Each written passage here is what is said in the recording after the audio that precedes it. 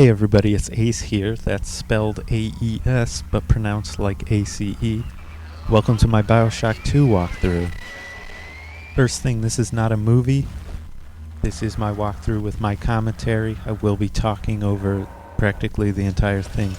If you're looking for the Bioshock 2 movie experience, I suggest you look elsewhere. Also, if you don't want to hear me talking, again, I suggest you look elsewhere. This is going to be played on hard, getting all the audio diaries.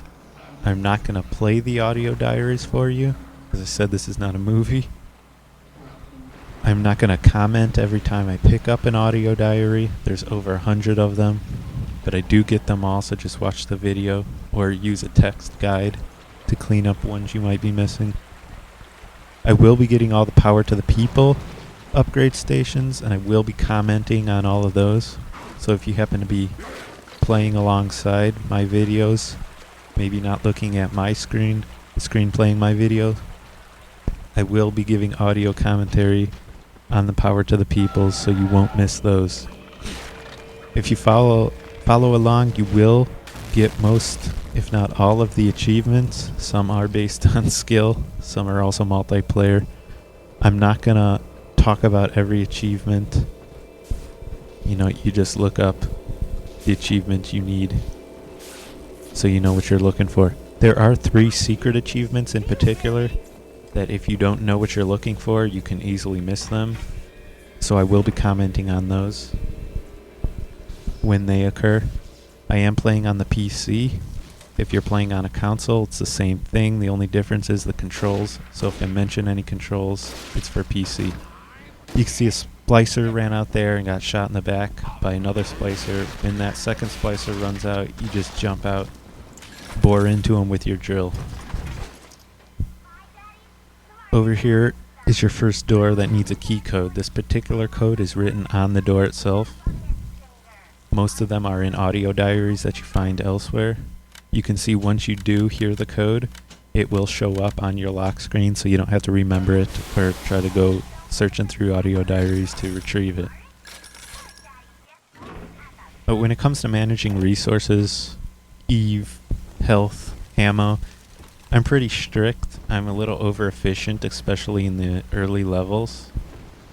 You can see right here there's an Eve hypo there. I don't pick it up as part of a resource strategy that's really not even necessary in the beginning levels. Over here there's an Eve hypo dispenser where you can get unlimited hypos to restore your max of 5. In Bioshock 2 you can only hold 5 of each, health and Eve. You could hold 9 in the original. You can upgrade that to 6 with a gene tonic that we'll get later, but for now it's 5. Also, to fill up your Eve, you can't do it whenever you want. It will only refill automatically when you drain your entire Eve bar. And that's going to be a big factor in how I manage my Eve. Back here is the Electrobolt Plasmid. In these beginning stages, plasmids use a lot of Eve. I think the Electrobolt takes 40% of your Eve per shock. So you get 3 shocks per bar. And a strategy that I'm going to be using in order to maximize my Eve is, if I see a hypo and I'm not completely full, if I have 5 hypos but let's say half my bar, what I'll do is I'll shock down to 0 Eve so that I can use a hypo automatically to restore me back to full, and then I'll pick up the hypo. So you'll see me be doing that. In these early levels, you really don't even need such a strategy because there's so much lying around that unless you're really inefficient, you're going to end up in the same spot no matter what. In these rooms, there's some money, there's some cigarettes that I smoked for some reason.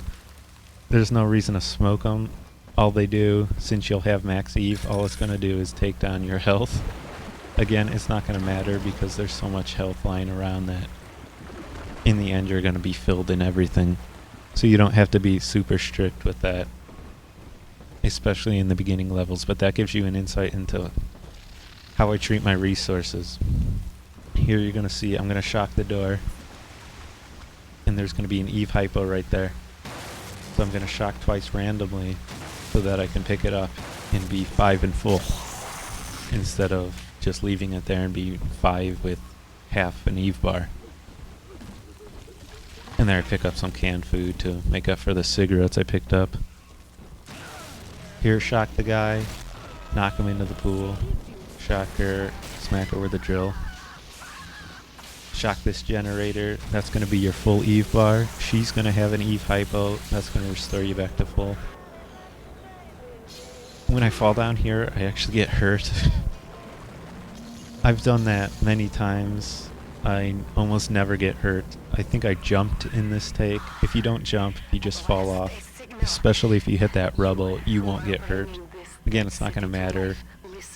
There's so many ways to refill your health that I'll be filled soon enough. In the end of these tutorial levels, even if you're really inefficient, you're probably still going to end up filled with everything.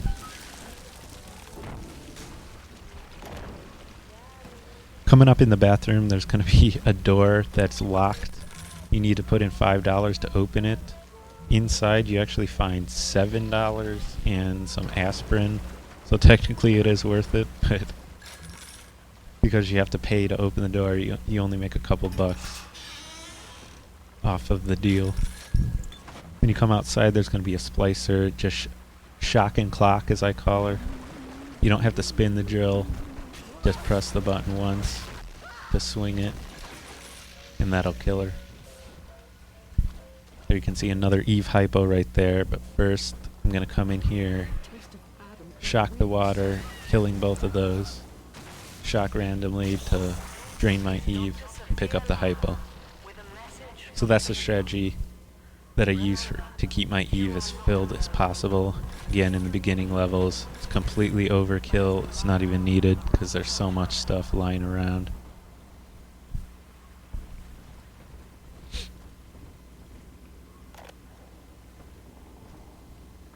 Coming up under this door ahead here is going to be the rivet gun. Inside that room, there's 2 splicers. I use the rivet gun just because I think it's fun.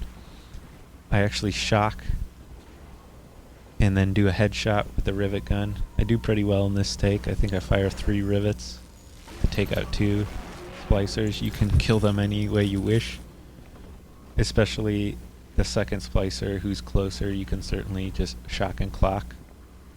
I suggest you shoot this guy though, because he's farther away, just to minimize any damage you take. Again, it's not going to matter. There's enough health in Eve that you're going to end up in the same place.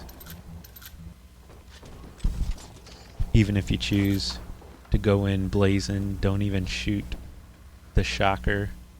Just shooting rivets, and you use a couple dozen rivets. There's still enough resources lying around these first levels that you're going to end up in the same spot as someone who does it perfect. So don't stress out trying to get it perfect. When you do come back here, spend a little bit of time collecting these things. In one of the takes, I ran in and ran out super fast. The guy, the splicer, there's going to be a splicer waiting for you when you get back. He's actually not going to be in the right spot if you go too fast. That's what happened to me. You can see he'll be crouching down, shoot the barrel, he'll blow up. When I did it fast, he was standing in front of the barrel, and I couldn't get a shot at it, so just take a little time. Not too long, but don't rush in and rush out. You can see I'm just draining my Eve so I can pick up that hypo and be 5 and full. And we'll pick it up in the next video.